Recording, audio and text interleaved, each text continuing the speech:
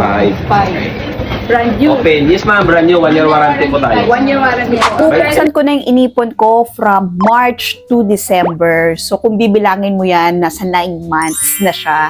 Kailangan ko siyang buksan kasi meron akong paggagamitan ng perang to. It's not emergency, but napag-decidean ko talaga ni open to for my new business venture. So, i-unbox ba? Bubuksan ko na tong aking alkansya.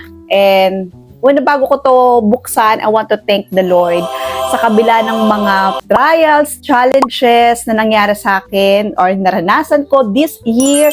Still, nakaipon pa rin tayo. Ayan, we still manage na makapag-ipon. Ayan. Actually, ang purpose ito is for my emergency fund. So, ang gagawin ko yan since pwede naman siyang palitan sa for emergency fund, pwede naman for business. So, meron din naman tayong mga nakatagong pera sa mga digital banks natin. Pero ito ang gagamitin ko for my business venture. Kaya I thank the Lord for giving me the wisdom and provision. So, ito na, bubuksan ko na siya. Pero parang hirap buksan. Kailangan ko yating asawa ko. So guys, ito bubuksan ko na ng aking alkansya. At dahil mahirap siyang buksan, ang ingay, bubuksan na ng asawa ko. Ayan. Smile! So, ito na siya. Nabuksan na natin. Oh! Ayan na siya! Ah!